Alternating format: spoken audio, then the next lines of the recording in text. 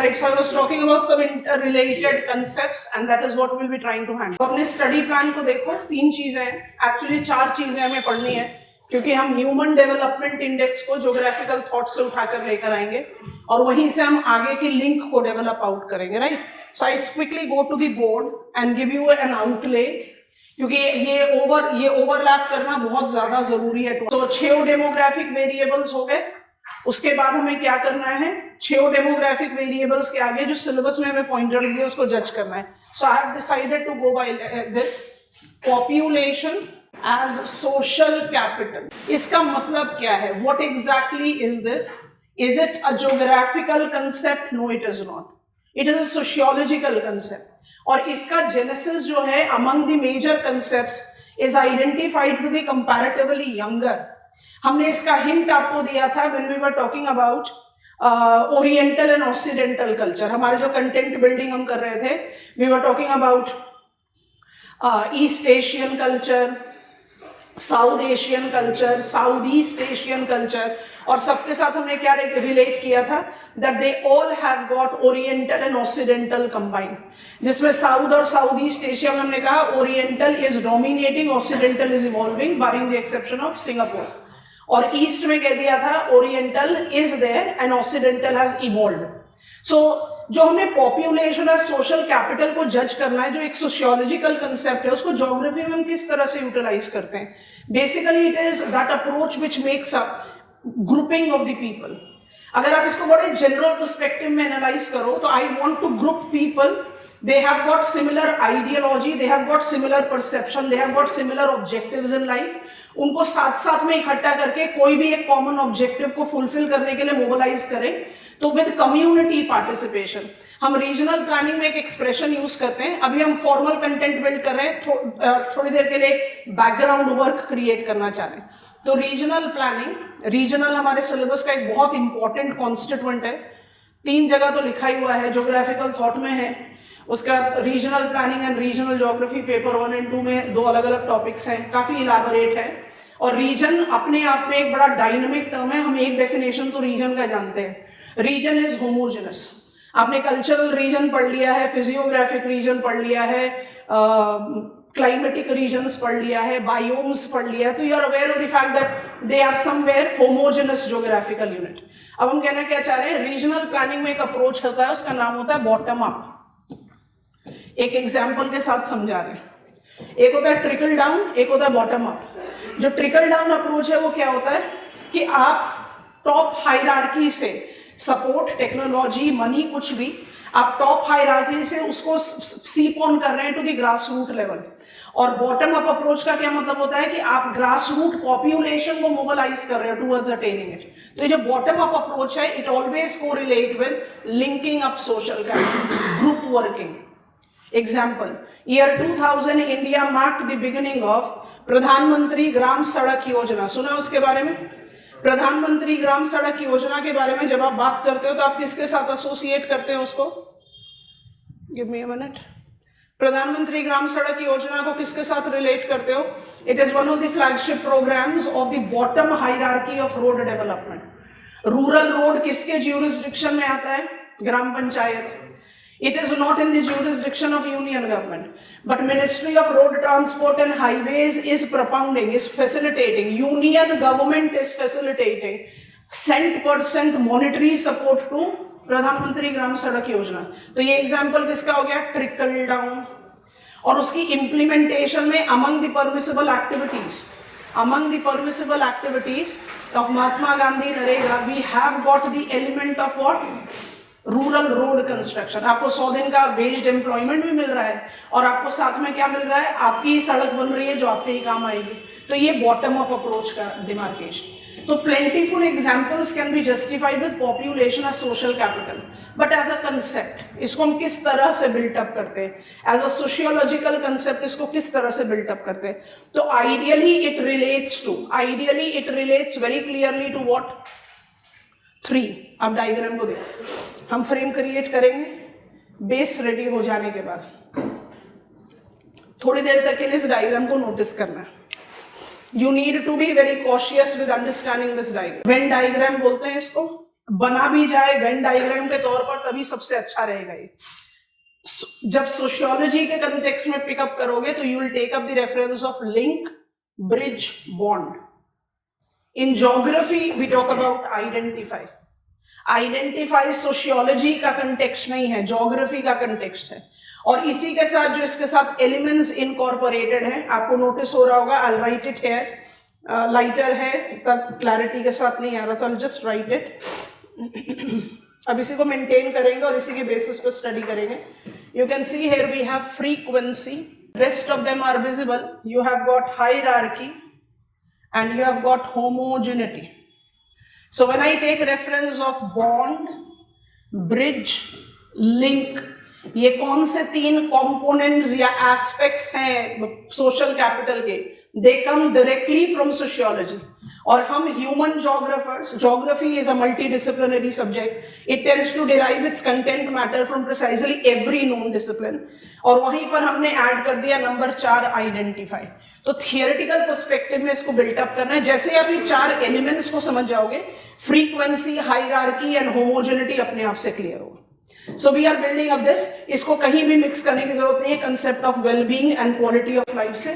Quality of life और wellbeing मुझे ले जाएगा HDI की तरफ, इसलिए उसको बाद में हैंडल करते हैं। सो क्विकली बोल्ड हेडिंग बना लेंगे, population as social capital. Population as social capital, sociological concept. Next, incorporate comparative younger genesis, you can put a dash and write down, with the publication of social capital theory in 1985, break the statement and write, along with modern social capital theory of Robert Putnam 1995, bracket में लिख लो, which was proposed in his article,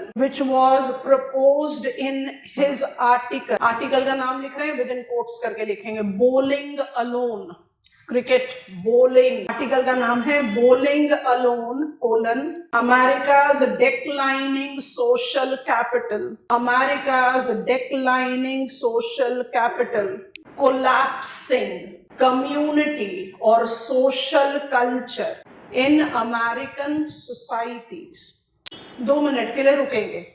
आप concepts human geography के पढ़ रहे हैं जिसमें आपने Robert Thomas Malthus, I want to be very crisp with these concepts, but फिर भी एक क्लैरिटी ऑफ ओरिएंटेशन होना चाहिए। मुझसे कंसेप्ट पूछे, वैलिडिटी पूछे, प्रोज कॉन्स पूछे, मेरे पास क्लैरिटी होनी चाहिए that I am evolving it like this. So ये जो कंसेप्ट है तो sociological, but it is something new. Demographic study में हमने इसको इनकलकेट किया हुआ है, तभी हम इसको पढ़ रहे हैं। लेकिन आप सोच कर देखो ना, हम रॉबर्ट थॉमस माल्थस की थियरी के बारे में बात कर रहे थे जो कब पब्लिश हुआ, लेट 18th सेंचुरी। आप population as social capital concept को कब से ट्रेस कर रहे हो? 1985 से। एक्चुअली इसकी mainstreaming towards study of geography is 1995 Putnam के वर्क के साथ। Putnam was professor in Harvard University and he actually authored this article which was published in American Journal in 1995, and it actually triggered out the question जो हमने कहा ना, occidental culture have got more individualistic living। तो आपने एक background तो already तैयार कर लिया, you are aware of the cultural identity। 1995 में that you are bowling alone, cricket like game cannot be played single individually, it requires a team। You are bowling alone because American society is actually experiencing major decline, major deprivation of societal and community norm, and it is high time that we should start thinking about reviving it। But why there was the need felt of revival? क्या prominence है social capital का? अब ये क्या चीज है, इसको किस तरह से built-up करते हैं, उसकी तरफ जा रहे हैं। So comparatively younger concept coming out from sociology. This is my introduction. First 85 में आपको नाम की जरूरत नहीं है, इसलिए उसको अवॉइड कर दिया। Modern social capital theory is credited to Putnam and that is sufficient. ठीक है, अब इस डायग्राम से इंफॉर्मेशन पिकअप कर रहे हैं, इसको नीट एंड टाइडी बना देते हैं। Please write down next pointer. The sociological concept ideally depicts positive outcome of human interactions, break the statement and write, that facilitates mobilization of group of people working together towards attainment of common objectives। Next है star mark pointer. अभी diagram नहीं बनाएंगे, diagram थोड़ी देर के बाद बनाएंगे. Next is the star mark pointer. In sociology, variety of social capital includes 1, 2, 3. उसके साथ साथ उसकी डेफिनेशन भी ले लेंगे. नंबर 1, bond, अंडरलाइन कर लो, डैश डाल लो. That is the interrelation based on sense of common identity. Next pointer बनाओ. As in the case of family. As in the case of family. ठीक है. Number 2, bridge. अंडरलाइन करेंगे. It denotes interrelations, shared sense of identity. Break the statement and write as applicable to friends or associates. Okay, number 3, linkages or link the interrelations of people or group further up and down the societal ladder. Further up and down the societal ladder. तो हम यहाँ जानबूझ के क्या expression लिख सकते हैं, इधर जगह नहीं है. सोसाइटल लैडर की बात कर रहे हो तो you are taking it with what? Social ranks. I am in upper caste, I am in lower caste, any such category. अभी हमने 3 पॉइंटर्स लिए जो सोशियोलॉजी से आ रहे हैं. What is bond? Come on, family bond बड़े आराम से हम यूज करते हैं. What is bridge? Bridge is that variety of social. एक तो bond हो गया, family as a social capital. उससे थोड़ा सा बाहर निकलो तो what kind of bondage you are having with your friends and associate, उसको आप क्या बोलते हो? Bridge. It is beyond common identity. हम एक फैमिली को, एक आइडियोलॉजी को, एक थॉट प्रोसेस को, एक कस्टम को नहीं फॉलो करते, but we are associated with each other. तो बॉन्ड से थोड़ा सा बाहर निकले वो ब्रिज हुआ. ब्रिज से और थोड़ा सा बाहर निकले वो हुआ लिंकेजेस. दैट वी अल्टीमेटली, आपने इकोसिस्टम पढ़ा है, इकोलॉजिकल सेटअप में आप क्या जस्टिफाई करते हो? लिंकेजेस. लिंकेजेस ऐसा है जहां फेस वैल्यू पर भी लिंक ना दिख रहा हो तब भी we are part and parcel of each other. किसके बारे में बात कर रहे हैं? न्यूट्रलिज्म. हम एक आइडेंटिटी देते हैं ना भाई. Neutralism is also a link that exist in ecological setup. क्यों? क्योंकि हम सब अपना अपना कुछ ना कुछ रोल प्ले कर रहे हैं. हमारा एग्जिस्टेंस डायरेक्टली एक दूसरे को इन्फ्लुएंस ना करता हो, बट क्योंकि वो सिस्टम को इन्फ्लुएंस कर रहा है इसलिए हम दोनों को इन्फ्लुएंस कर रहा है. So I am just moving out. हम थोड़ा सा एनलार्जमेंट करते जा रहे हैं. Bond is family, bridge is my friends and associate, और link is my societal ladder. मेरे ख्याल से बड़े आराम से ये जस्टिफाई हो गया. अब आ रहा है ज्योग्राफिकल एज. अब ये स्टार मार्क के साथ जाएगा. नंबर 4. ये 3 तो सोशियोलॉजी से हमने डिराइव किया है. आइडेंटिफाई को हमने ऐड किया एज ह्यूमन ज्योग्राफर्स. सो आप लिखे नंबर 4 और बहुत ध्यान से लिखें. नंबर 4 स्टार मार्क के साथ लिखे जाएगा. आइडेंटिफाई. पहला पॉइंट है is that variety of social capital, is that variety of social capital that is included by human geographers. Next pointer लिखेंगे. It depicts perception or ideologies of recognizing the links that is perceived to be existing. क्या मतलब समझ में आया? Perceptual study बहुत important study है. Human behaviour study होता है इसको. हम कहते हैं cognitive study, behavioural study, normative questions in geography. माने क्या होता है? My fear, my believe, my perception, my behaviour, बहुत सारी चीजें काउंट होती हैं इसमें. आइडेंटिफाई का क्या मतलब है? हम परसीव करते हैं that I M member of certain family. तो कौन सा वैरायटी ऑफ सोशल कैपिटल हुआ? Bond. I belong to a family, all of us belong to some family, so I belong to that family. तो मेरा social capital मतलब I should be working with the family because there persists a variety of social capital which is called bond. But ऐसा नहीं होता that within family there is always a rebellious individual वो कहता है नहीं मुझे family के norms के साथ attachment ही नहीं, I want to go other way around. होता है कि नहीं? बिल्कुल आइडियल है. मतलब identify is what? Identify is that perception. Identify is that thought process which actually determines bond, bridge and link. आपको बात समझ में आई? बॉन्ड माने फैमिली बॉन्ड. आप बाहर से देखो, आप बोलोगे एक फैमिली के मेंबर्स हैं, इनका सेम थॉट प्रोसेस होगा. नहीं होता. आप बाहर से देखो, we are working together, we are associate और we are friends. We are friends. Friends is more important term here with bridge. हम फ्रेंड्स हैं पर हम सब फ्रेंड्स साथ में रह रहे हैं. हम में से कई होंगे जो हर बार पे रेबल नहीं, this is wrong, this is wrong, this is wrong. In due course of time, of course, the relation gets influenced that way. So identify एक वो डोमेन है जो बॉन्ड, ब्रिज और लिंक तीनों को इन्फ्लुएंस करता है, क्योंकि what is perceived to be existing actually exists. सिर्फ फेस वैल्यू पर आप उसकी एग्जिस्टेंस को जस्टिफाई नहीं कर सकते. तो आइडेंटिफाई, लास्ट स्टेटमेंट लिखेंगे, समझ में आ गया? आइडेंटिफाई के साथ बहुत इंपॉर्टेंट स्टेटमेंट है, बोल्डली अंडरलाइन कर लेना. Identify makes the variety of social capital. Identify makes the variety of social capital that determines the practicality of other three varieties. Bond, which should be family, bridge, which should be friends, and linkages, which should be societal ladder. I don't believe in societal hierarchy. I hope you are understanding. I don't believe in the bondage of family. I'm not supposed to always follow what a family is supposed to do. It can be there. My perception is that way. It can be both positive, negative. Sometimes families do have very conservative ideas and I want to be having an open-mindedness. It's not negative that I'm against the family norms. It can be both the ways. I don't identify with what family believes in. So bond को influence करेगा वो. I don't identify what my rest of the peer group believes in. तो bridge को influence करेगा. I don't identify, I don't find that compatibility to what I'm supposed to do as a social creature. तो वो linkages को influence करेगा. I hope it is comfortable. So human geographers ने इसको add किया and it is going on with perception. अब इस diagram को थोड़ा ध्यान से देखना, समझना, फिर लिखेंगे, फिर आप पहले डायग्राम बनाएंगे. अब ये वेन डायग्राम के तौर पर ही एग्जामिनेशन में बनना चाहिए. हमारे पास 4 वैरायटी ऑफ सोशल कैपिटल्स हैं.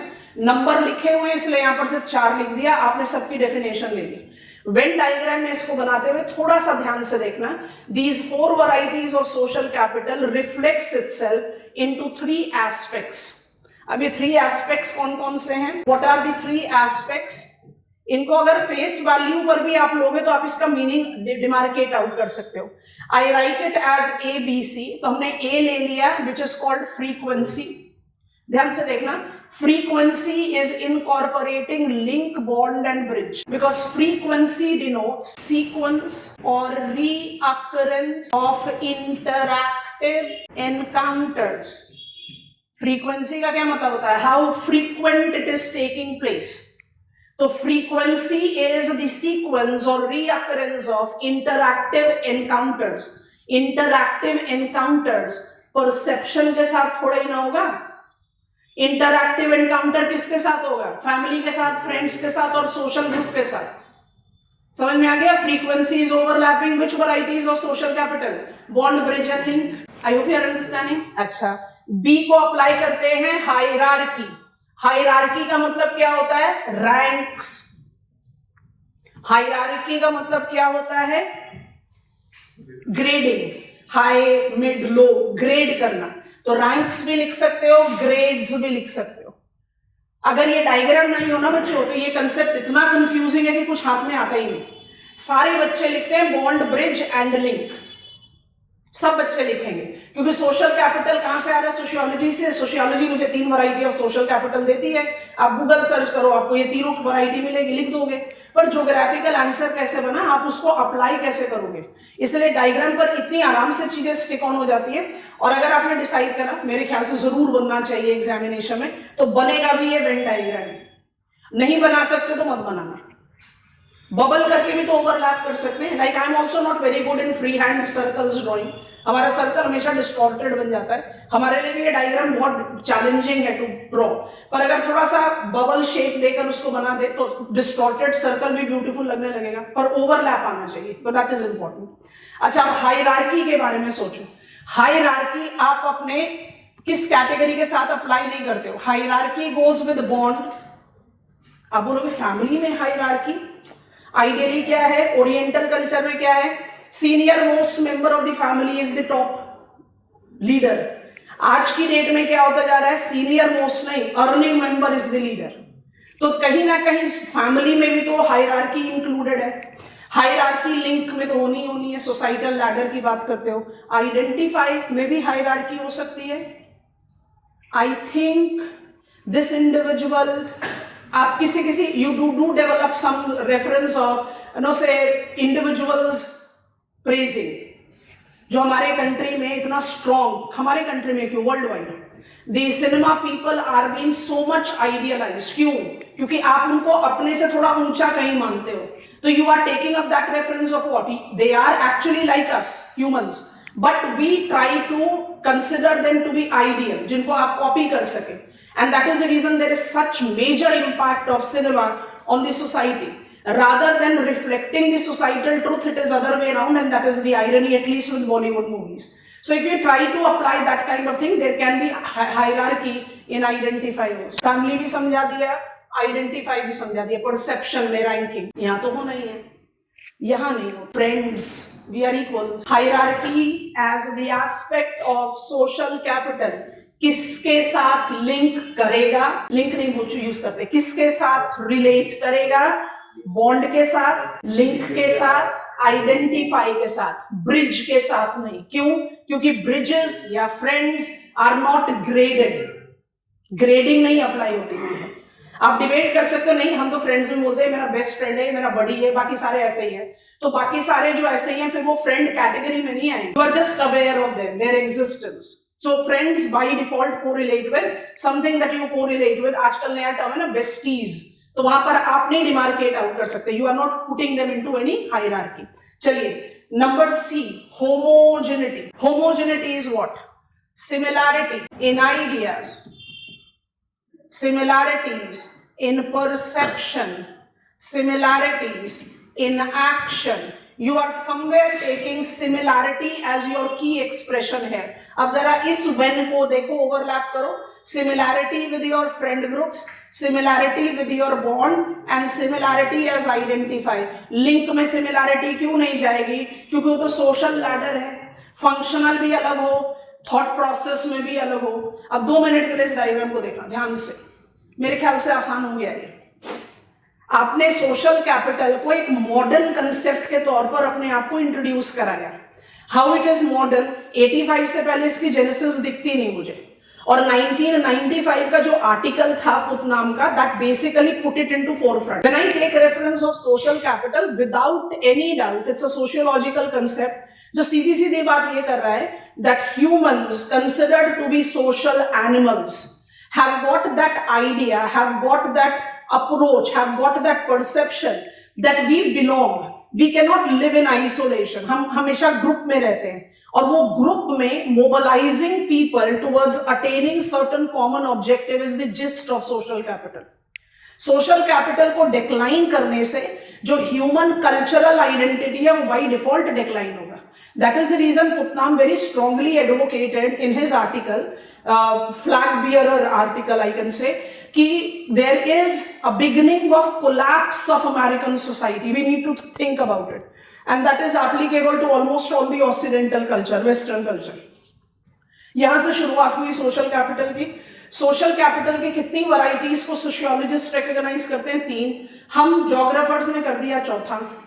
Bond, my family, bridge, my friends, link, social hierarchy, और इन सब में आप परसेप्शनली कितना अपने आप को रिलेट करते हो वो है आइडेंटिफाई। तो हमारे लिए 4 वैरायटी ऑफ सोशल कैपिटल है। ये 4 variety of social capital 3 aspects देता है हमें: frequency, homogeneity, hierarchy, and each aspect actually combines 3 out of 4 social capital. Time to copy down the diagram. खुद से बनाने की कोशिश करो, एकदम खुद से बनाने की कोशिश करेंगे।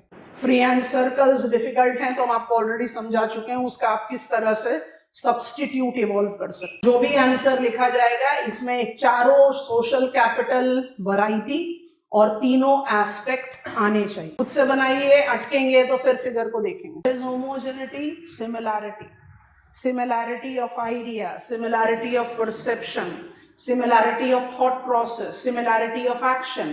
ठीक है, थोड़ी देर के लिए सोचो। सिमिलैरिटी, होमोजेनिटी किसके साथ अप्लाई नहीं होगी? लिंक के साथ, है ना। हायरार्की किसके साथ अप्लाई नहीं होगी? ब्रिज के साथ। And frequency by default will not be implied with, क्योंकि फ्रीक्वेंसी को आप एसोसिएट कर रहे हो नंबर ऑफ एनकाउंटर्स। तो एनकाउंटर्स आइडियाज के साथ नहीं हो। Idea is right there in your mind, it may not reflect itself in action. Are we done? समझ में आ गया? डेफिनेशन लिख दिया है, इस डायग्राम के अंदर ही लिख लो या अलग से फटाफट लिख लो। What is frequency? ये 3 एस्पेक्ट्स हैं, 4 वैरायटी है और 3 एस्पेक्ट है। तो फ्रीक्वेंसी इज सीक्वेंस और reoccurrence of interactive encounter, homogeneity, similarity of idea and hierarchy is ranks और ग्रेड। डायग्राम के अंदर ही लिख लो या अलग से लिख लो, आपकी मर्जी। प्रोज एंड कॉन्स के बारे में अब बात करेंगे। आपके विचार से कौन कौन सी चीजें हैं जो पॉपुलेशन या सोशल कैपिटल को सिग्निफिकेंस देती हैं as a concept in geography? कौन कौन से फैक्टर्स हैं? किस किस कंसिडरेशन में आप इसके लिए एक पॉजिटिव एज को जस्टिफाई कर सकते? Population as social capital incorporate both pros and cons. बताइए, what are the pros that you can associate with population as social capital? क्या चीज आप इसको justify कर? What are the factors that I can relate with? These are the positive things that I can associate with population as social capital. Human interactions or grouping tends to generate social cohesion, evolves societal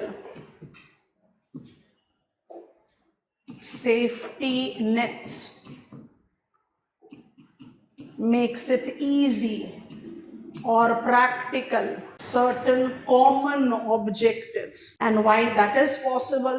Because we are having ease of community participation. बहुत अच्छा example दिया है आपको already जब हम आपको introduce ही करा रहे थे with cultural domain of geography कि ओरिएंटल कल्चर में पॉपुलेशन और सोशल कैपिटल मुझे कितने आराम से किसी भी पॉइंट पर वर्क करने के लिए फैसिलिटेट कर देता है, because it justifies the grass root movement. Ideas common है, वर्किंग कराने में आसानी है, थॉट प्रोसेस में कंपैटिबिलिटी है, कॉमन ऑब्जेक्टिव्स को आप बहुत आराम से जस्टिफाई कर सकते हो, कम्युनिटी पार्टिसिपेशन है तो safety net, societal safety net भी जनरेट होता है। कॉन्स क्या क्या हो? सोशल कैपिटल अल्टीमेटली किसके साथ रिलेट कर रहा है? मेरा ग्रुप। जितना स्ट्रॉन्ग सोसाइटल बॉन्डेज होगा उतना फेवरेबली आप ग्रुप ऑफ पीपल को मोबिलाइज कर पाओगे, पर वो उतनी ही स्ट्रांगली सोसाइटल डिवाइड भी तो जनरेट करेगा। I hope you are understanding. जितना स्ट्रॉन्ग सोशल बॉन्डेज होगा, आप जितना स्ट्रांगली पॉपुलेशन या सोशल कैपिटल को मोबिलाइज करोगे, अगर आप उसका डेट्रीमेंटल साइड देखेंगे तो क्या होगा? उसका डेट्रीमेंटल साइड बाय डिफॉल्ट शुरू होगा। Cons will be associated with exclusion and division. हम आपसे अलग हैं, आप हमसे अलग हो, आपका ऑब्जेक्टिव अलग है, मेरा ऑब्जेक्टिव अलग है। This automatically results into division of society, generating vulnerability.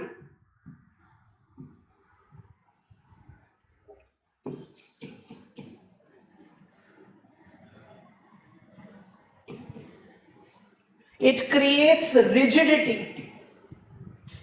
It creates rigid thought process.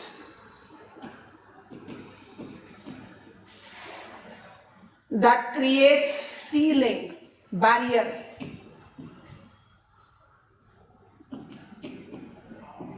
To modernization. आप कोई भी ट्रांजिशन लेना चाहोगे, कोई भी कन्वेंशनल प्रैक्टिस से ट्रांजिशन लेना चाहोगे, you by default will be having resistance कि नहीं हमारे में ऐसा नहीं होता, continue with this. I hope you are understanding. So there will always be an upper ceiling towards inculcating, no, imbibing what is technologically driven, yet what is economically sound practice that we apply. Okay, it also correlate with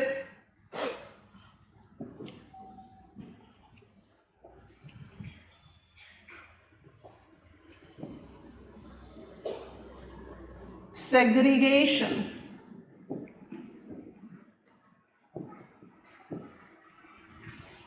of modernism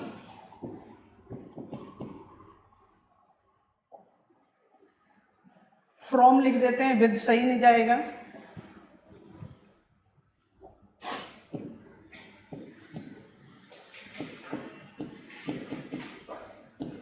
ये actually point number 3 का ही extension है। but it definitely is something that we need to be worried about.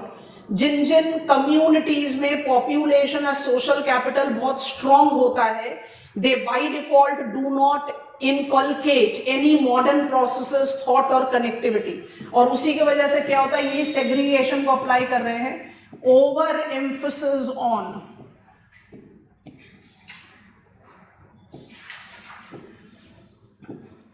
conventional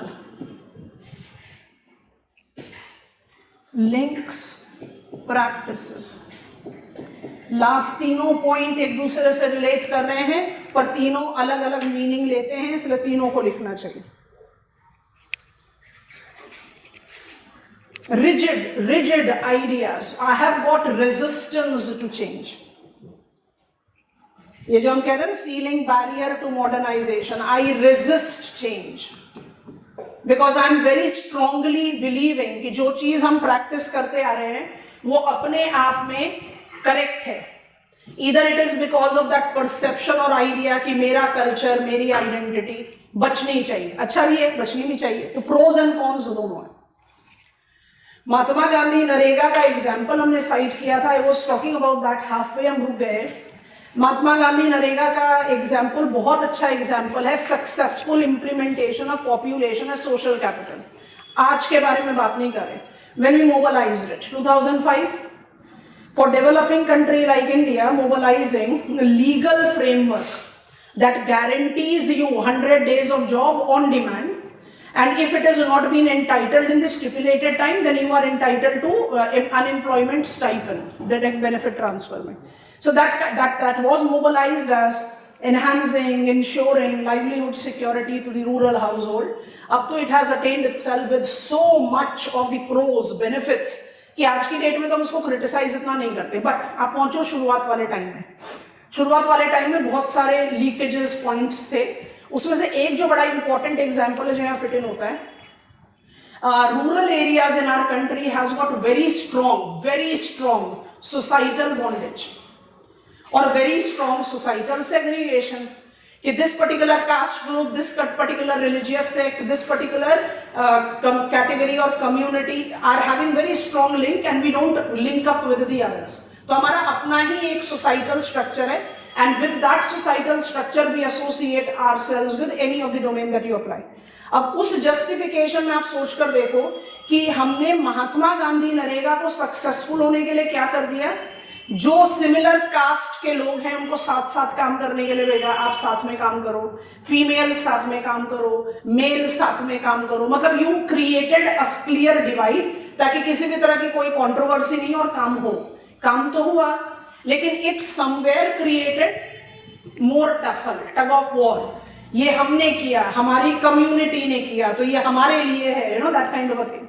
so every time whenever we take a population a social capital, वो अपने साथ बहुत अच्छी चीजें लेकर आता है. And without social cohesion you can not, without grass root mobilization you can not attain anything. लेकिन ये कहीं ना कहीं सेग्रीगेशन भी लेकर आता है जो ओरिएंटल कल्चर का बहुत इंपॉर्टेंट डोमेन है. Why do you think South Asia is the example of the region of the world जो जियोपॉलिटिकली बहुत सेंसिटिव माना जाता है. कल माइग्रेशन में भी हम उसके बारे में बात कर रहे थे क्योंकि it is incorporating extremely vulnerable combination. बहुत सारी चीजें, क्रॉस बॉर्डर टेररिज्म है, माओइज्म है, you take up reference of nuclear warfare zone, huge population, extreme poverty, major size of population is working age, jobs नहीं है, radicalization बहुत ready है. वो सारी problems के साथ आप associate करो. sectarian divide, religious grouping बहुत strong है, बहुत ज्यादा strong है. मतलब आप लड़ने मरने के लिए तैयार हो उसके लिए. तो वो किस वजह से है? वो इसी वजह से है कि because we have got very strong societal bondage. Many reasons are there, but वो भी है. तो pros and cons को बैलेंस करके जस्टिफाई करना.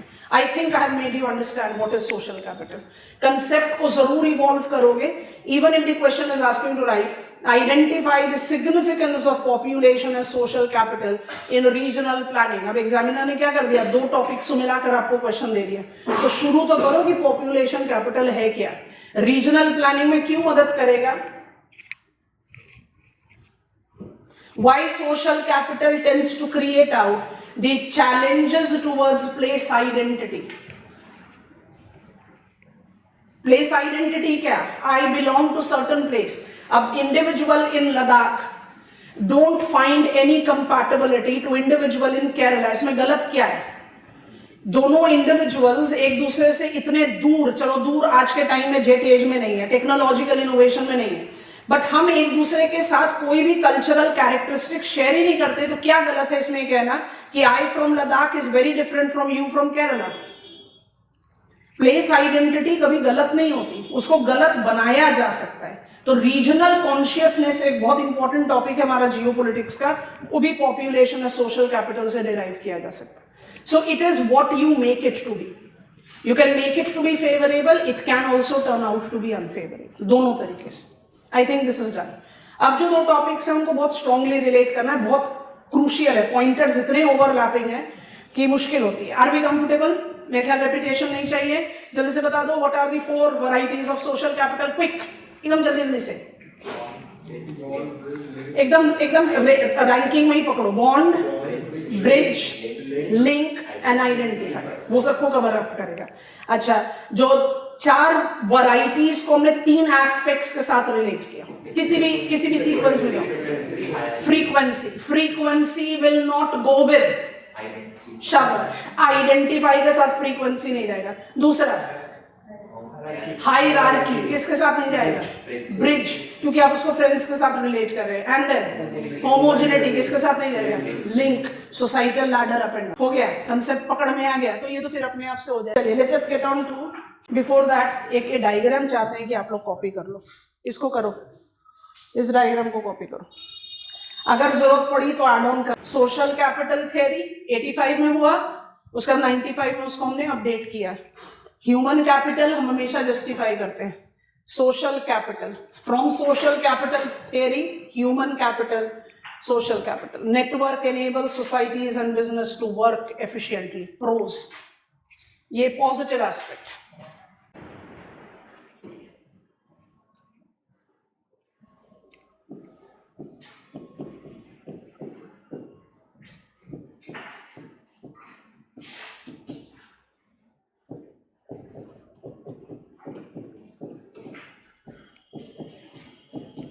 बहुत ऑफिशियल है, तो you can easily take that into OECD का diagram. Social relationships are resources is a social capital theory. Human capital, economic values of workers, abilities and output, combine कर दो social capital. ये सब दोस्त कंसेप्चुअल आइडियाज हैं जिनको आप concept के फ्रेम में रेडी करते हैं और उसके बाद फिर अपने बाकी सिलेबस के कंटेंट नॉलेज से उसका एप्लीकेशन जज आउट करते हैं। तो जब हम रीजनल कॉन्शियसनेस पढ़ेंगे जियोपॉलिटिक्स में, तो वहां पर आप बहुत आराम से जज कर पाओगे detrimental aspect of social capital. और जब हम रीजनल प्लानिंग करते हुए बॉटम अप अप्रोच करेंगे, hill area development, tribal area development, watershed development, तब आप कहोगे it is such a positive thing. तो आपके पास मल्टीपल केस स्टडीज तैयार हो सकते हैं, बट फ्रेम तो रेडी होना चाहिए ना, वो हम कर रहे हैं। बढ़ जाए आगे, दोनों चीजों को साथ ही लेकर चलेंगे because that make sense together. पर इवेंचुअली सेग्रीगेशन जरूरी है, क्योंकि एग्जामिनर ने अगर कोई स्पेसिफिक टर्म दिया तो I have to frame it that way, but फिर भी। So quality of life and well being, अब ये टर्म भी आप अपने आप थोड़ी देर के लिए सोचो, what do you mean by quality of life?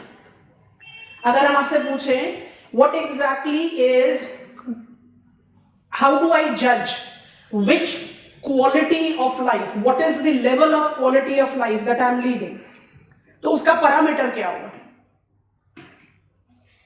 Quality of life को कैसे जज करोगे? लिविंग स्टैंडर्ड से जज करोगे? क्या सिर्फ लिविंग स्टैंडर्ड से जज होगा वो? आप लोगों ने कहा quality of life living standard से जज होगा, हमने इसको अप्लाई कर दिया। yes, it can correlate with the living standard, because if I am not in the position of, technical use कर रहे हैं, if I am not in the position of fulfilling my physical needs, list करो, food, clothing, shelter, if I am not in the position of fulfilling my physical needs, my quality of life by default is very poor.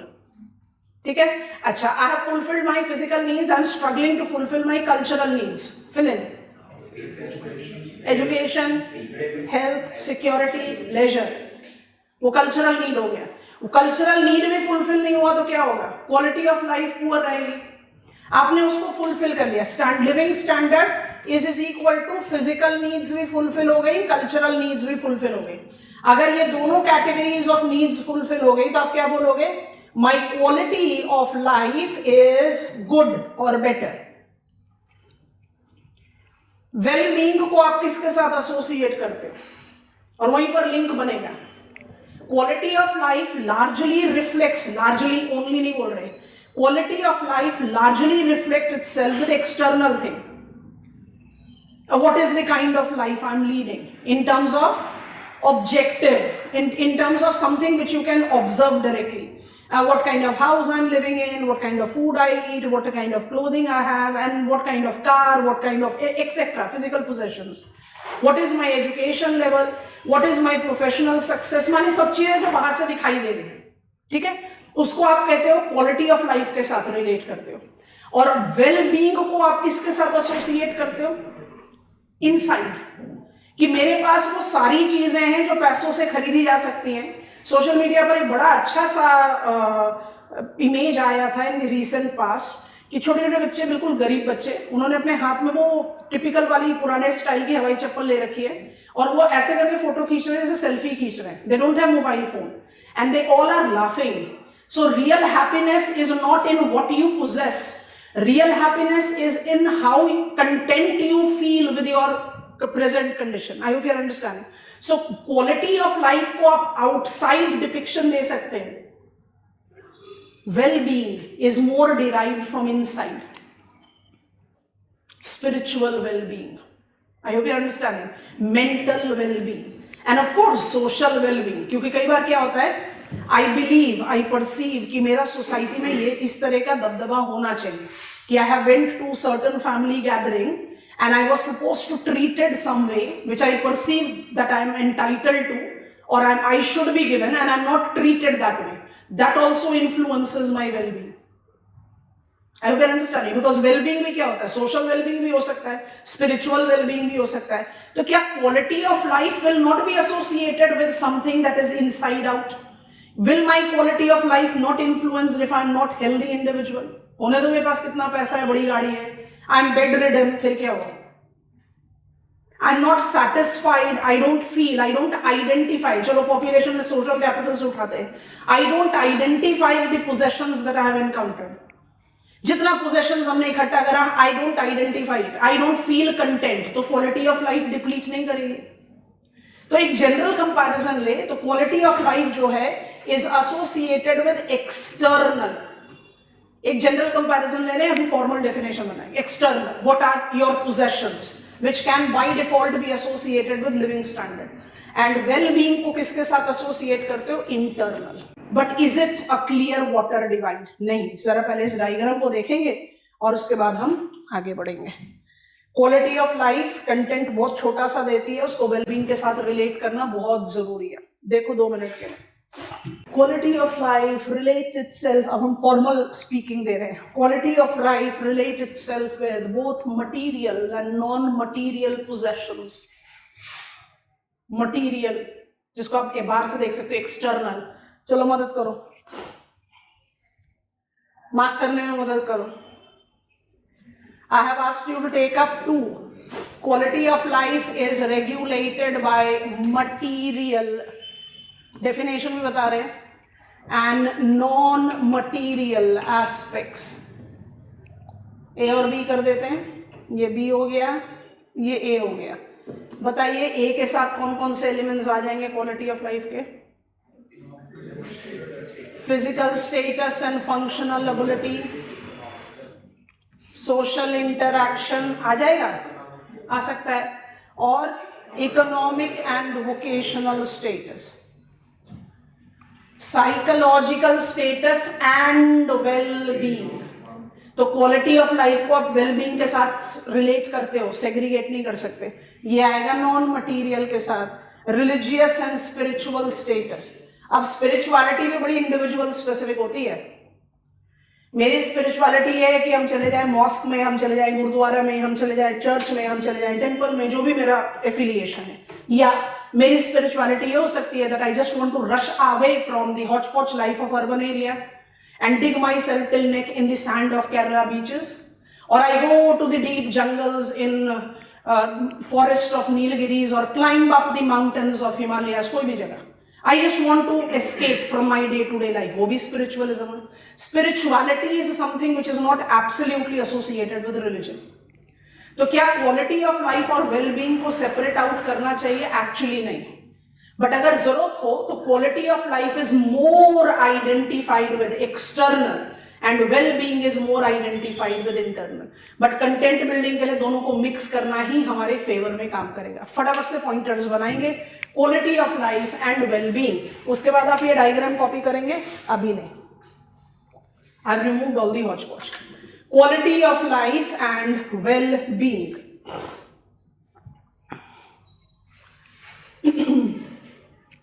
Point 1, QOL and WB, क्योंकि बार बार लिखना पड़ेगा तो ये shortcut अच्छा रहेगा हमारे लिए. QOL refers to overall standard of living. Take this statement along with satisfaction. Satisfaction को बबल में डाल देना. Along with satisfaction that people experiences in their daily lives. Next point, it includes both objective factors, boldly underline करेंगे, dash डालेंगे, that are called material factors, bubble में डाल देंगे, break the statement, as well as subjective factors, underline कीजिए, dash डाल के लिखिए, that are non-material factors that combines as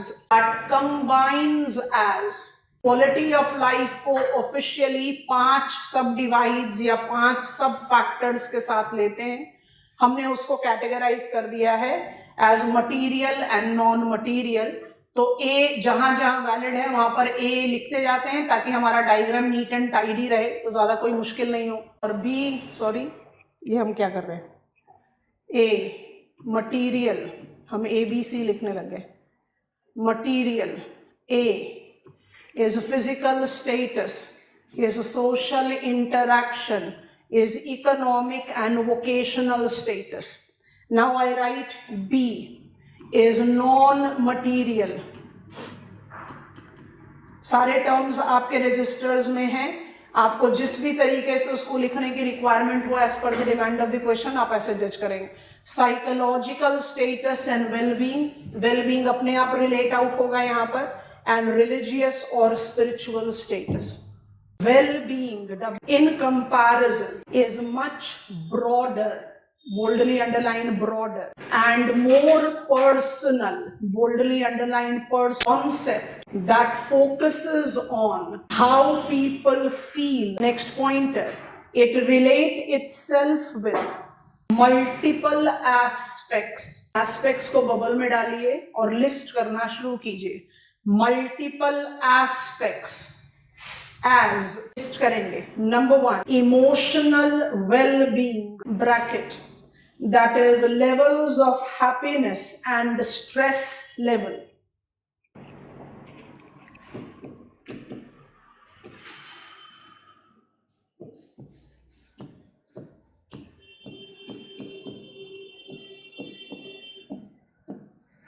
Number 2,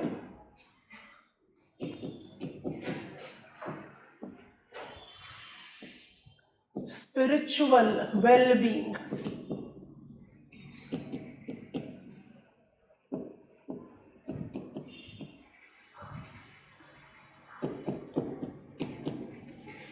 Bracket, that incorporate levels of detachment from the physical being, close the bracket. Number 3, material well-being, bracket, that denotes physical possessions.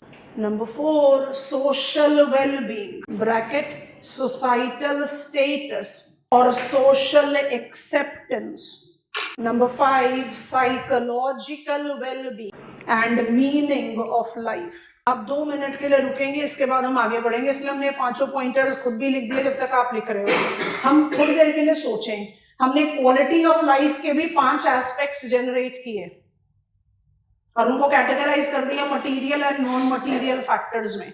यहां पर आपने list कर दिया 5 category of wellbeing. आपको compatibility तो साफ तौर पर दिखाई दे रही है। क्वालिटी ऑफ लाइफ और वेलबींग को आप लैब में बैठकर बोलो तो quality of life is more external, wellbeing is more internal.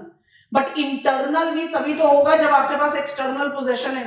एक हिंदी में कहावत है, भूखे पेट ना होए भजन गोपाला। एंड 1992 अर्थ समिट में जो एजेंडा 21 हुआ था उसमें एक बड़ा अच्छा स्टेटमेंट आया था जो हम जो समझाने की कोशिश कर रहे हैं उसमें बहुत अच्छा से जा रहा है।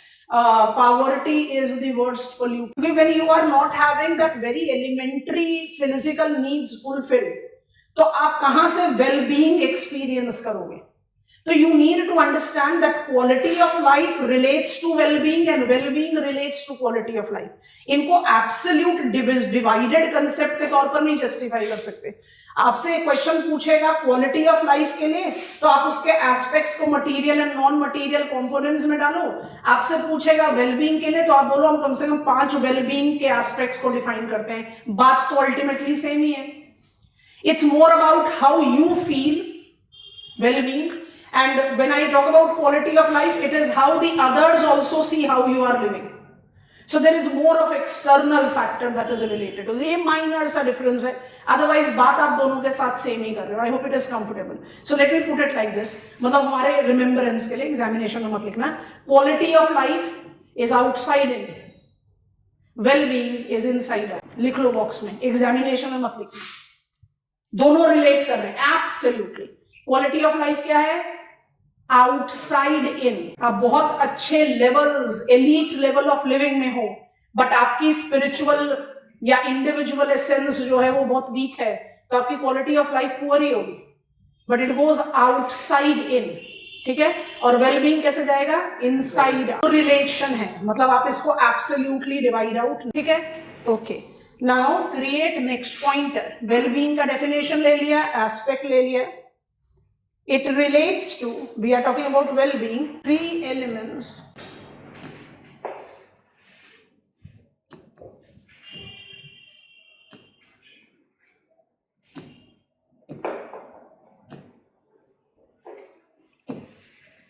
That is largely explored by human geography.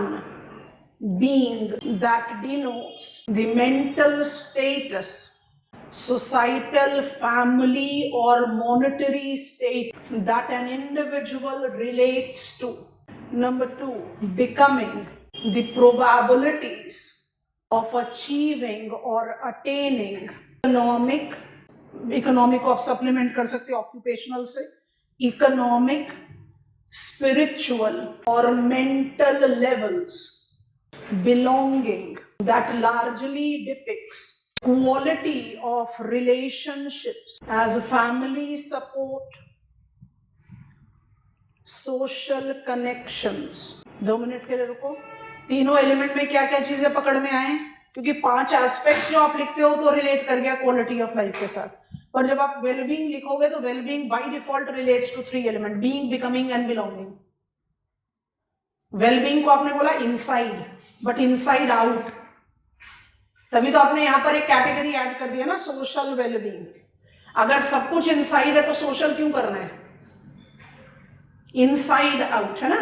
तो what I am being, what do I feel about me, what is my level of self esteem, is it the way I want to live. You know, when we say happiness is not a goal, happiness is way of life. Success is not a goal, success is way of life. Your habits becomes the pathway to your success. ऐसा कभी भी नहीं होगा कि कल हम खुश हो जाएंगे जब हम ये अटेन कर लेंगे, आपको पता भी नहीं चलेगा कि आप वहां पहुंच गए। This is what you have taken up as limit to growth. कि you until unless you decide कि यहां पर मुझे पहुंचकर रुक जाना है, आपको किसी भी पॉइंट में हैप्पीनेस दिखेगी नहीं। So being is what I am, becoming is what I perceive to become, किसी भी लेवल पर। I want to become emotionally this, economically this, occupationally this, जो भी कुछ, of being, becoming. Being is आज, becoming is tomorrow, and belonging is what kind of community links I have, what kind of family bondage I have. Is it something that I can rely back upon? कई बार ऐसे भी cases हैं जहाँ पर you don't even have the family to rely back upon, you are not getting the support that you want at a very crucial time, and such type of things by default influences your well-being. तो जब आप quality of life लिख रहे हो तो being, becoming and belonging applicable नहीं होगा, पर जब आप वेल बीइंग लिख रहे हो तो होगा, because it is inside out. I hope you are understanding. I am repeating class. थोड़ा सा हॉच पॉच कंसेप्ट है, साथ में अप्लाई करोगे तो फिर तो केस स्टडीज एंड एग्जांपल्स आप अपने पूरे सिलेबस से निकाल सकते हो, लेकिन अगर कंसेप्ट क्लियर नहीं होगा तो फिर गोल गोल घूमते रहोगे, फिर मुश्किल है. When I take reference of quality of life, it simply says what is my levels of living. Quality of life कैसे जज करोगे? इससे नहीं कि आप कितने ब्रांडेड क्लोथ्स पहन रहे हो, नहीं. It is decent level of living. Higher needs की बात नहीं कर रहे, फिजिकल एंड कल्चरल नीड्स की बात कर रहे हैं. If I can wear properly, eat properly and is living in a decent space, if I can educate myself or my dependents, if I can avail health services for me and my dependent, if there is security and leisure for me and my dependent, I am leading a favorable life. Higher needs को तो हमने demarcate कर दिया ना किसमें, which keeps on growing with ever increasing income. उनको हटा दो साइड, उसका तो कोई लिमिट ही नहीं है, फिर there is no point. So quality of life is judged with your standard of living, which is by default associated with something which is visible from outside. But can I attain a good quality of life if I don't have psychological well-being or spiritual well-being? नहीं. Something has to be inside. I'm not in good health. तो जितने भी मेरे पास material possessions हैं, I'm not in a good mindset. तो मेरे पास जितने health कोई भी हो सकता है ना, फिजिकल हेल्थ भी खराब हो सकता है, मेंटल हेल्थ भी खराब हो सकता है. If that is not there, तो मेरे पास जितना भी फिजिकल पोजेशन हो, will I be leading a good quality of life? नहीं. तो वो आउटसाइड इन हुआ. And what is well-being? Well-being is more broader concept because it takes into consideration what I feel about my course of living. बाहर से देखने वाले को जो भी लग रहा है, what do I feel about my course of living? Am I satisfied with it? And that is the reason I associate well-being with emotional, psychological, spiritual सबसे. That am I happy? Am I content? Happiness का definition भी अपने आप में बहुत अलग है. You will find happiness in A, I'll find happiness in B. But am I content with my life? Do I attain something which we associate yourself with soothing? Have I led a soothing life? Do I go look back and see that yes, this is the life which I have led and I am quite satisfied the way I have lived it? No, that kind of attainment is what is referred as well-being. So well-being reflect तो करेगा physical appearance से, but it is more from inside. इसलिए जब quality of life के components की बात करते हैं, या aspect is a better term for us to apply, या वेलबींग के एस्पेक्ट की बात करते हैं, तो आप ultimately material and non material दोनों के बारे में बात करते हैं. और आप जब वेलबींग के बारे में बात करते हो, then you talk about individual का थॉट क्या है अपने बारे में. मैं आज क्या हूं, being.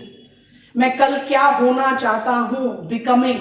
And what exactly is the kind of societal and family bond, belongingness that I have. इसलिए ज्यादा ब्रॉडर कंसेप्ट हो जाता है.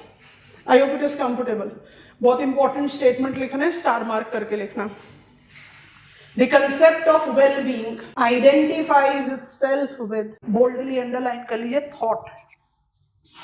The thought that gives people sense of how their lives are going through interactions between. Through interactions between,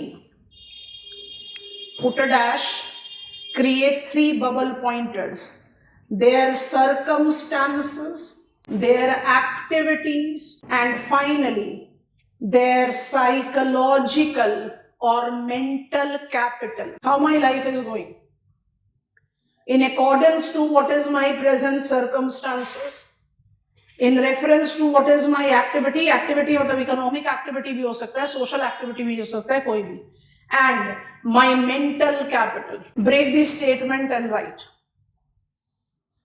higher levels of well being always relates to higher levels of human resilience, that is capacity to respond to unfavorable circumstances or conditions. I always say we are the generation, we are the generation that have been in that cusp of change. बड़ा अच्छा example के साथ ये जो आपको लिखवाया वो समझ में आएगा.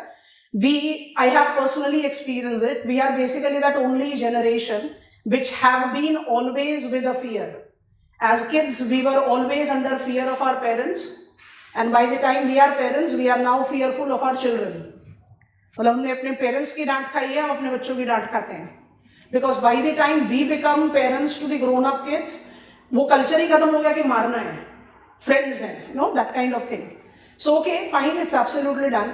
अब इसके साथ जज करो. आज की डेट में हम बहुत विद ऑल सेंसिटिविटी, हम किसी भी तरीके से उसको चैलेंज नहीं कर रहे.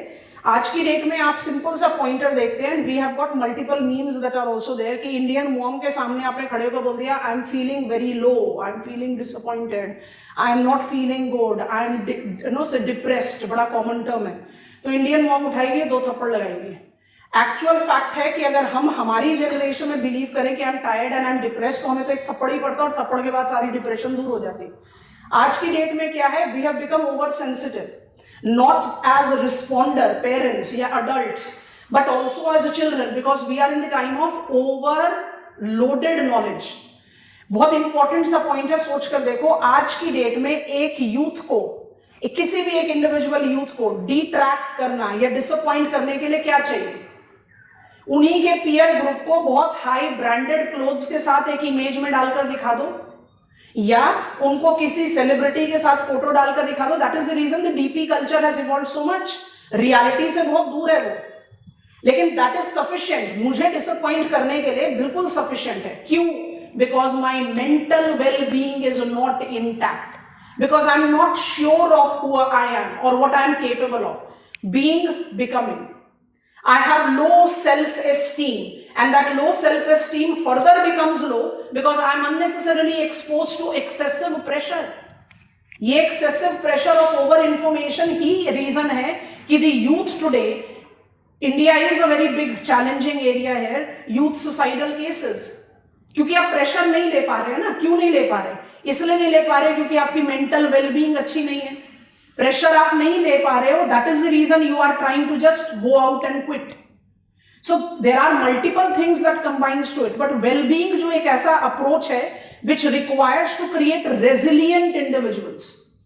प्रेशर को फेस ऑफ करना, प्रेशर से गो आउट कर जाना, या प्रेशर को थोड़े समय के लिए डिले करके हैंडल कर लेना. Sometimes things don't work the way we want to make it work. तो इतनी रेजिलियंस होनी चाहिए ना कि हम उसको छोड़ दें उस समय के लिए. But I believe in my self कि ये होकर रहेगा. बो आउट करने का मतलब भी है कि उसको कुछ समय के लिए टेम्पररी शट डाउन कर दो.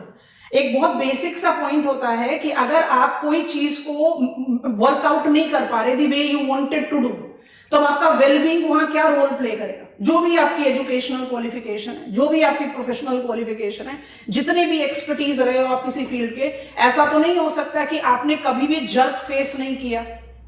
उस जर्क को आप कैसे हैंडल करते हो, दैट इज योर रेजिलियंस. और रेजिलियंस कौन डिटरमाइन करेगा? Wellbeing. How strong you are inside out. It is not going to come up with your material possession. So wellbeing will be more determining your quality of life. Quality of life आपका wellbeing determine नहीं करेगा, क्योंकि if you are happy about your condition you are leading a very good high quality life. If you are not happy about your condition, आप कितनी भी चीजें possess कर लो, आपकी क्वालिटी ऑफ लाइफ पुअर है. And higher the wellbeing, more resilient I am. So जिसको कहते हैं ना मेंटल स्ट्रेंथ डेवलप करना, because when you feel you are good, you are good. When you feel you are not good, you definitely are not good. फिर से एक बड़ा हिंदी का, आज हिंदी बहुत ज्यादा आ रही है, हिंदी का एक वो कहावत आ गया, मन के हारे हार है, मन के जीते जीत. This is wellbeing. So resilience यहां पर किस चीज के लिए? इकोलॉजी में रेजिलियंस पढ़ा था ना. रेजिलियंस यहां पर किस चीज के लिए? Capacity to revert back. Which individual will have capacity to revert back unwanted condition, unwanted circumstances, unwanted output of whatsoever efforts you have taken in. Who will be more resilient?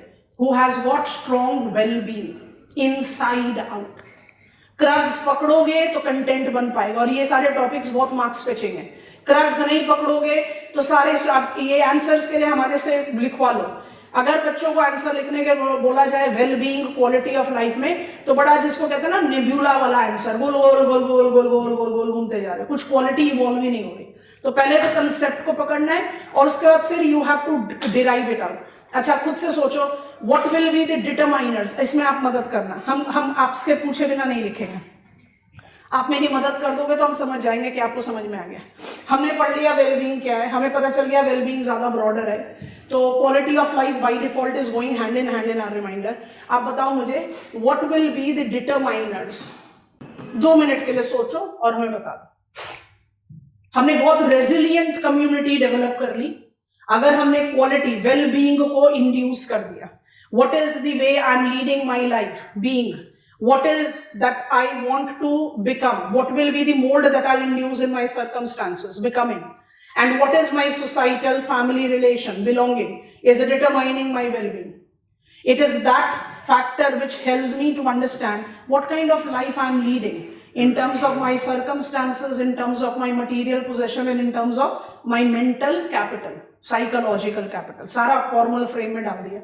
क्या decide करेगा wellbeing को? What are the determiners of, कौन कौन से factors wellbeing को determine करेंगे? बताओ कैसे? सोशल कैसे, यस और नो? इकोनॉमिक कैसे? एनवायरमेंटल कैसे? Quality of environment, environment is all encompassing term, my surrounding, but quality of environment, किस तरह के एनवायरमेंटल कंडीशन में हम रह रहे हैं, वो in terms of quality of living, air quality, water quality, क्योंकि environment as physical environment is going to determine what will be my health. Which type of health? Physical health. And environment in terms of spiritual environment, environment which is too noisy, too dirty, etc., which I'm not directly consuming, is going to influence my spiritual, mental well-being. Too noisy environment, too polluted environment by default can influence my mental health. तो physical health, mental health दोनों जाएगा वहाँ पर। Political कैसे? Health services, infrastructure, food security, environment pollution abatement, ये सारी चीजें well-being को तो induce करेंगी। चलो अब E factor आप लोग बता देना, बाकी सारे factors हमने लिख दिया। आपसे बोला था कि आप बताना factors। जो conditions well-being के साथ जाती हैं वही उसके determiner है। चलो जल्दी से पकड़ो। कल्चरल सोशल के साथ डाल सकते हो, उसको अलग से नहीं डालना। कल्चरल सोशल के साथ, सोशल कल्चर एक साथ, खामखा के एक्सटेंसिव फैक्टर्स नहीं बना, सब कुछ सामने लिखा हुआ है। Determiners of wellbeing are the. अब ना हम एक बहुत अजीब सा लीप लेने जा रहे हैं, जो फेस वैल्यू पे तो लगता है कि ये तो जबरदस्ती का लिंक है, थोड़ा 2-3 मिनट दोगे तो उसके बाद बहुत क्लियरली समझ में आएगा कि इस तरह का कॉम्प्रिहेंशन चाहिए, and that creates such good quality answer. आप कभी सोच कर देखो कि हम टॉपिक्स को ऐसा इंटरचेंज क्यों कर देते, सबको नहीं, but in major of the cases we have selected this topic को यहाँ पर पढ़ेंगे, इसको उधर पढ़ेंगे। हम HDI को रोप इन करना चाहते हैं। अब जनरली HDI को का जो कंटेंट बिल्ड करना, उसमें थोड़ा सा तो डेविएशन आएगा, बाद में लेते हैं। Human development index United Nations development programme का अटेम्प्ट है, ईयर ऑन ईयर बेसिस पर है। मेरे पास 2025 का डेटा अवेलेबल है। अब I know that HDI score का जो गोल पोस्ट है वो 0 to 1 है। ये सारी चीजें अगर HDI पर ही क्वेश्चन पूछे तो लिखना चाहिए। और हम हर बार बोलते हैं कि जो भी इंडेक्सेस आते हैं जिसको हमें अपडेट करना है, तो हमारे दिमाग में क्या आ जाता है, एक मिसकंसेप्शन आ जाता है कि मुझे ना उसका डेटा रट्टा मारना है। बिल्कुल नहीं मारना। आप इंडियन कंटेक्स्ट में एक डिमार्केशन ले लेते हो कि ऑन ईयर बेसिस इंडिया का HDI स्कोर बढ़ा था कि घटा था। That is how you can just add on whenever you are taking one case. पर इंडिया का जो HDI स्कोर है मॉडरेट लेवल पर ही है, ऑलमोस्ट कंसिस्टेंटली। जब आप HDI टेबल्स के बारे में बात करते हो, या 4 कैटेगरीज ऑफ कंट्रीज डिवाइड करते हो, वेरी हाई, मॉडरेट, लो HDI स्कोर, ये सारी चीजें बड़े कन्वेंशनल फ्रेम में है, उसको हम नहीं स्पेसिफाई करें। अब थोड़ा सा ध्यान से सुनना। हमने कहा क्वालिटी ऑफ लाइफ, हमने कहा wellbeing. It directly associate itself with HDI। Quality of life और वेलबींग को तो आप मेजर कर ही नहीं सकते। क्वालिटी ऑफ लाइफ और वेलबींग को तो आप मेजर कर ही नहीं सकते। Quality of life and wellbeing can be associated with HDI to give us something as quantitative measurement.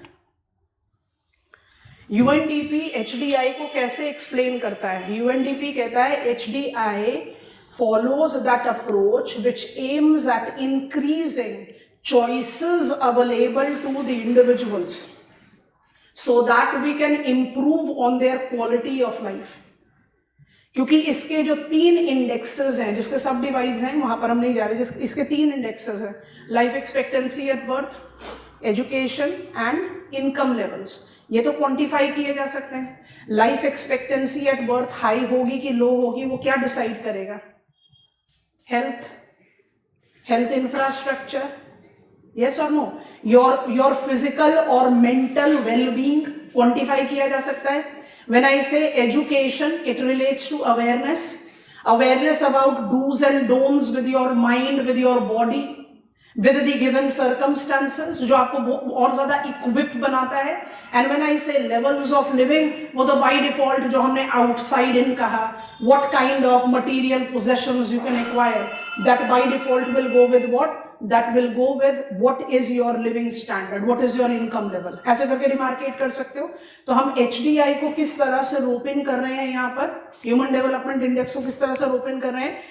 It provides a quantitative measure to quality of life and well-being. फिर HDI का box information as IHDI, PHDI, we have to take that because जब भी हम इसको कहते हैं the index which has been incomplete or not proper, PHDI ने कहीं ना कहीं इसको एक complete comprehensive index बना दिया. But before I go to the details there, ध्यान से देखेंगे. Quality of life and well-being associate itself with HDI approaches. पहले तो इसी को जज कर लेते हैं. Quality of life, I just want to open one diagram. Quality of life and well-being associate itself with HDI approaches. ये statement लिखें या इसको heading बनाएं and then you are going. Human development approach includes people,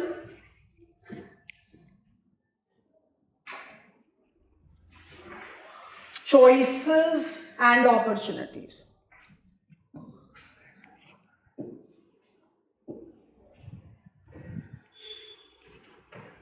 Write down all of them. When I say people, it is improving the lives of the people.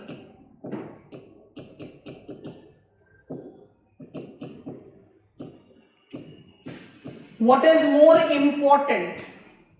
Improving lives of the people rather than assuming that economic growth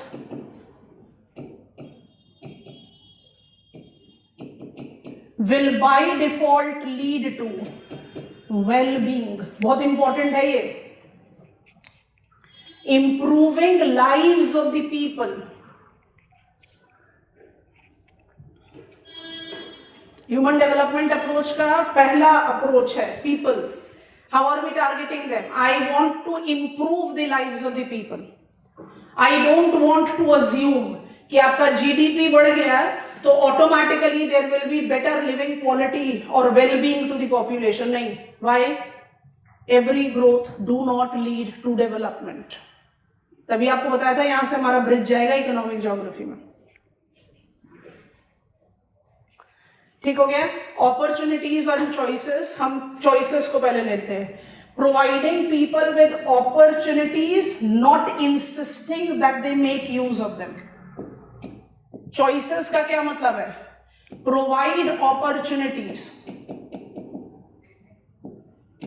opportunities इसके बाद आ जाएगा definition में, तो अभी सिर्फ provide opportunities choose करने के लिए दिया है ना. तो प्रोवाइड कर दो opportunity and let them decide what they want to do. कहीं पर किसी भी तरह का कोई भी प्रेशराइजेशन नहीं. और जो तीसरा एस्पेक्ट है वो है अपॉर्चुनिटी. अपॉर्चुनिटी टर्म तो आपके चॉइसेस नहीं आ रहा है, उसका डेफिनेशन ही आ जा रहा है. Giving freedom to people to live the life they value. Live life as valued. HDI with quality of life and well-being जब आप क्वालिटी ऑफ लाइफ और वेलबींग को कहीं पर कोई एक, because they are very vague kind of concept है ना, जब आप कहो बीइंग, बिकमिंग, बिलोंगिंग, या आप कहो स्पिरिचुअल वेलबींग, या you talk about material quality of life component और नॉन मटीरियल, वो बड़े ओपन एंडेड है, मतलब they are not giving you the defined version. तो जब आप इसको क्वांटिफाई करना चाहें, जब आप इसको कहीं कोई एक स्टैटिक क्वांटिटेटिव अप्रोच देना चाहें, तो HDI को ओपन किया जा सकता है। कैसे? HDI approaches United Nations Development Program's Human Development Index is based on 3 approaches: people, choices and opportunity. People, choices and opportunity में आप क्या justify कर रहे हो? Ensuring that we are giving people better quality of living by not presuming कि growth अपने आप को quality of living दे देगा. Providing them with choices without forcing them to follow anything that you have imposed. कि भाई development का मतलब यही होता है, आप यही फॉलो करो. No. What exactly they want to do. An opportunity is making people live the life they want to live. आ गया ना वेलबींग का concept directly. Quality of life का कंसेप्ट आ गया. अब आप वेलबींग और क्वालिटी ऑफ लाइफ का आंसर लिख रहे हो, आपके पास तो कोई क्वांटिटेटिव मेजर ही नहीं है, यहां से आपको क्वांटिटेटिव मेजर मिल जाएगा. How do I measure these approaches? With the 3 indexes of HDI. और ये 3 indexes को जब आप एडजस्ट कर देते हो, जेंडर इनइक्वालिटी उसको अभी हटा दो, जेंडर इनइक्वालिटी इंडिया के साथ बताएंगे, पहले भी बताया था आपको, आप उसको inequality adjusted human development index के साथ रिलेट कर दो, या planetary pressure adjusted human development के साथ कर दो, होलसम इंडेक्स है. It gives you that indicator which justifies development. पर अभी हम वहां लेकर नहीं जा रहे आपको, हमने अभी आपको HDI पूरी तरह से नहीं बताया, हम आपको सिर्फ HDI को क्वालिटी ऑफ लाइफ से लिंक करना बता रहे हैं, क्योंकि हमारा इकोनॉमिक ज्योग्राफी जब शुरू होगा, हमने आपको पहले ही बताया था हमारा ब्रिज है ये ब्रिज मुझे कहां ले जाएगा? World economic development and problems. So which is the most important indicator of world's economic development? HDI. क्योंकि डेवलपमेंट क्या है? क्वालिटेटिव. ये क्वालिटेटिव मेजर में मुझे देता है. तो a part of it which goes with quality of life and wellbeing हमने एसोसिएट किया. अप्रोच हमने अभी पूरा HDI टच नहीं किया. अब हम आप सबको 2 मिनट के लिए रिलैक्स करने के लिए बोल रहे, थोड़ा ध्यान से सुनना और समझना. HDI का जब पूरा कंटेंट इवॉल्व हो जाएगा तब आप आंसर लिख पाओगे फॉर HDI. अभी हमने आपको HDI पूरा नहीं बताया, हमने सिर्फ HDI के अप्रोच बताए. हमने आज लर्न किया पॉपुलेशन एज सोशल कैपिटल, बिल्कुल बाद में रिपीट करेंगे. हमने आज लर्न किया कि क्वालिटी ऑफ लाइफ और वेलबींग जो है वो इंटर रिलेटेड कॉन्सेप्ट्स हैं, जिसमें क्वालिटी ऑफ लाइफ थोड़ा सा नैरोअर वर्जन में है, वेलबींग थोड़ा ब्रॉडर है, because wellbeing is inside out and quality of life is outside in. ऐसा नहीं कि quality of life spiritual factor को नहीं लेता या मेंटल एस्पेक्ट्स को नहीं लेता, but it is more related with what is your material possessions. It do takes into account non material possession. तो सबसे पहली चीज जो आपने पकड़ी है वो कि क्वालिटी ऑफ लाइफ लिखोगे तो मटीरियल नॉन मटीरियल एस्पेक्ट्स लिखना पड़ेगा, जिसमें आपके पास 5 एस्पेक्ट्स हैं जो आप अप्लाई कर सकते हो. और जब आप वेलबींग में आओगे तो आपको क्या लिखना पड़ेगा? Wellbeing incorporates 5 aspects and it is correlated with 3 elements: being, becoming, belonging. I hope you are understanding. So when we try to take quality of life and well-being, आप उसको किस तरह से अप्रोच कर रहे हो तो स्टैंडर्ड नॉर्म है. क्वालिटी ऑफ लाइफ लिखते हुए भी वेलबींग लिखना है, क्योंकि क्वालिटी ऑफ लाइफ में नॉन मटीरियल एस्पेक्ट में साइकोलॉजिकल वेलबींग इंक्लूडेड है. So they relate to each other. तो आप कंटेंट बिल्ड करने में उसको मदद कर सकते हो. When I take reference of quality of life and well-being, I associate itself with what is the thought that people have as what kind of life they are leading, which is believed to be function of 3 things. Kindly help. What are the 3 things? What is my thought process of justifying what kind of life I am leading?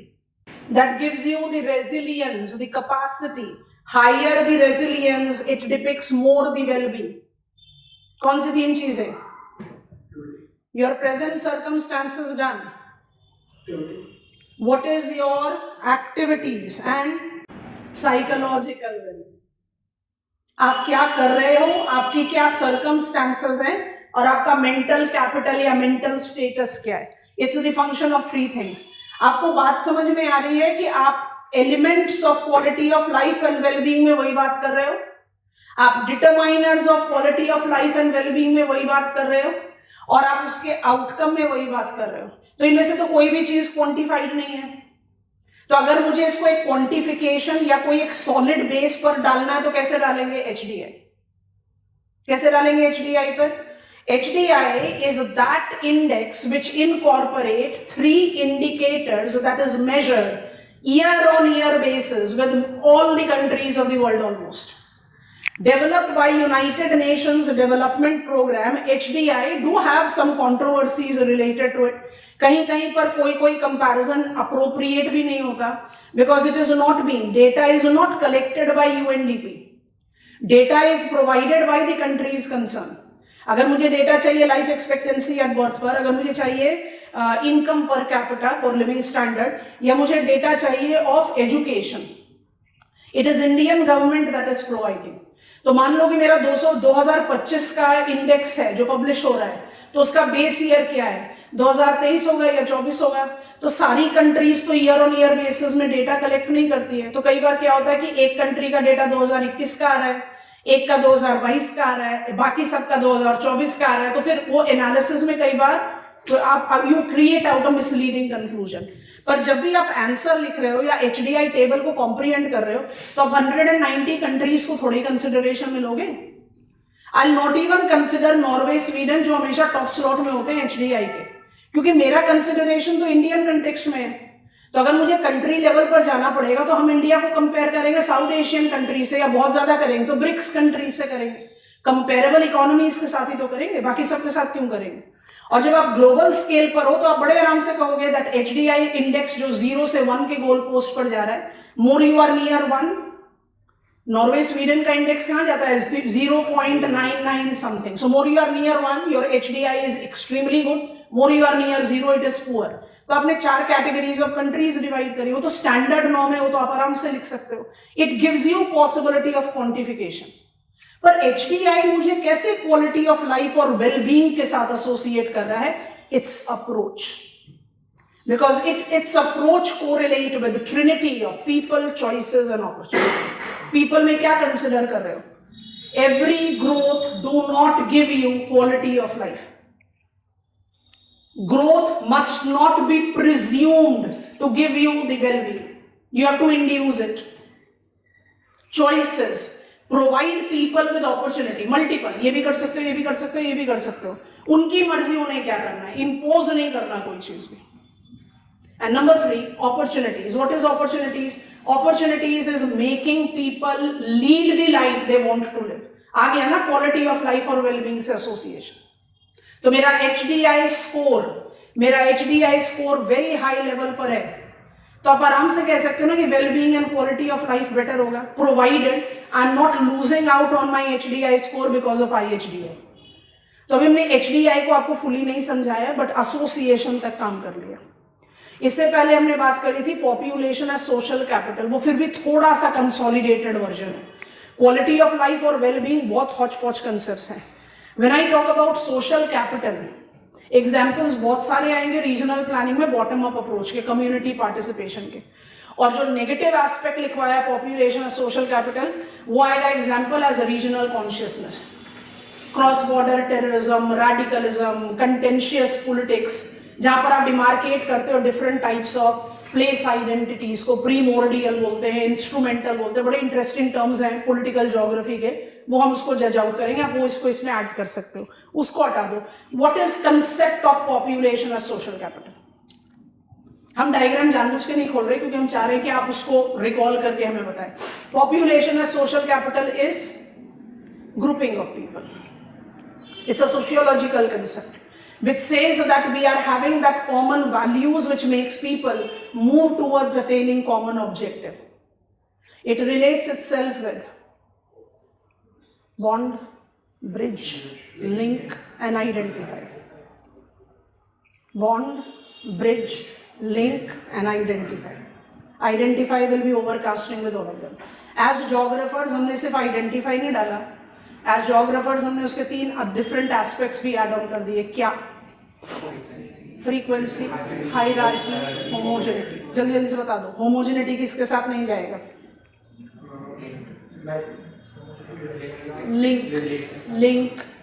Link.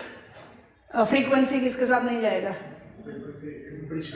Identify, शाबाश। And hierarchy किसके साथ नहीं जाएगा? Bridge. Concept पकड़ो, wellbeing क्या है, quality of life क्या है, पॉपुलेशन है, सोशल कैपिटल क्या है, वो कंसेप्ट क्लियर हो गया तो पूरे सिलेबस से एग्जाम्पल्स आएंगे। I'll be now introducing HDI से ही शुरुआत करेंगे तो HDI कंप्लीट हो जाएगा, बट उसके लिए मुझे आपको फॉर्मली इंट्रोड्यूस कराना पड़ेगा किससे? इकोनॉमिक ज्योग्राफी से। सो आई से officially I am done with the population geography, दो HDI is yet to be done. I'll be beginning up with economic geography. पहले स्टडी प्लान देंगे, उसका बाद जब world economic development, measurement and problems की बात करेंगे तो HDI को कंप्लीट करते हुए फिर आगे बढ़ जाएंगे। Growth, development, sustainable development, with sustainable development approaches और सस्टेनेबल डेवलपमेंट गोल्स, इनको साथ में ले लेंगे तो हमारा इकोनॉमिक डेवलपमेंट परव्यू हो जाएगा। And then we can proceed further with our conventional tracks of resources, agriculture and etcetera. I am done for today.